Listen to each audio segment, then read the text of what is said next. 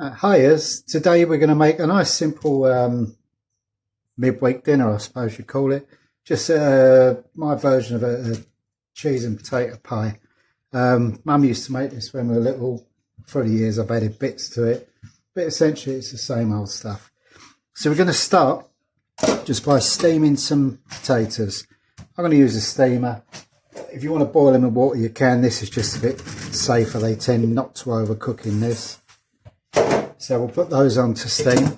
Then in the other pan we're just going to put a good knob of butter.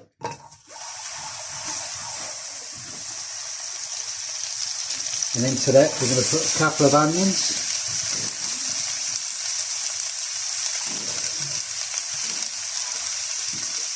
Some nice fresh rosemary. Cheese loves rosemary. So nice fresh from the garden. You can use dried if you've got it. 4 cloves of garlic. If you don't like garlic, don't put it in. And 1 red chilli. If you don't like chilli, don't put it in. Now we're going to cook this out until it's all nice and released its flavours and become aromatic. Probably take about 5-10 minutes. Okay, these onions have softened and have started to brown nicely. So I'm going to throw in, that's like half a peck of mushrooms, say 4 chestnut mushrooms, just cut in half and thinly sliced. And again, we're just going to cook those, because whenever you cook mushrooms, water's going to come out. Cook it till the water goes away and you're ready to move up on the next stage. Incidentally, if you can, avoid washing mushrooms. Just wipe them with a damp cloth, because they're like little sponges. They soak up water like there's no tomorrow. Right, that's them cooked, so I'm going to turn them off. And into that pan, because we're still waiting on the potatoes cooking, into that pan I've got a couple of handfuls of chopped ham. This is ham that I honey roasted, so it's got a good bit of flavour to it already. So there we go, just mix that in, turn it off, and we'll just wait for the potatoes to be ready. Okay, the potatoes are cooked now, so we're just going to take out the steamer basket. Just be careful, it does flop when you lift it out. Get rid of the water. We're going to pop the potatoes back in. I mean, if you've got a ricer or something like that, you can do that with this. I'm going to use the high-tech potato basher. Tried and tested method.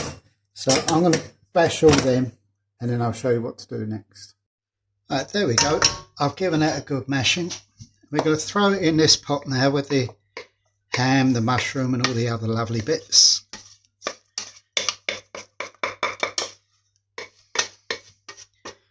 And now into that we're going to pop a teaspoon of French mustard. You could use English, but you've already got chilli in there, so I don't think you need the extra heat. I'm putting a good handful of stilton. That's not a recipe thing, that's just, it was cheap in Tesco's, so I thought, well, I'll have that. About the same of cheddar. You give it a splash of double cream, about half a tub, and then a good hit of sea salt. While I season it, I'll just pause it. There we go, I've got a little bit of pepper in there as well. Now whenever you do mashed potato, try not to mix it too much, because you'll end up with glue basically. So just folding that in, getting it all mixed up, get the flavours to meld into each other. I'll do that for a minute or so. Right, it's all mixed in now. I've just had a taste. Doesn't need any more salt and pepper. So we're going to pop it in to an oven-proof dish. this sort of thing quite often runs away with you and you end up with too much. You can just microwave the excess, or you could split this into 2 trays and only cook one at a time. Or it depends how much you want. You might want a lot. So here we go. That's that in here like that. Just give this a wee smooth out like this. Bash, bash, bash, bash, bash.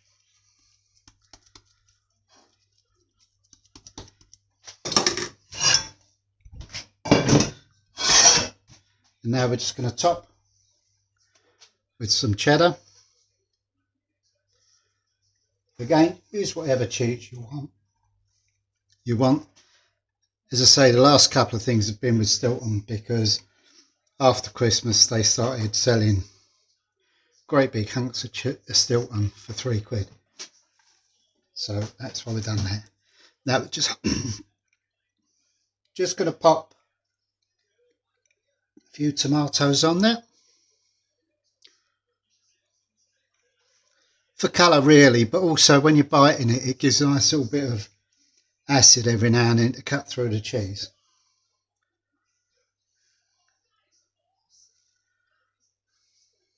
There we go.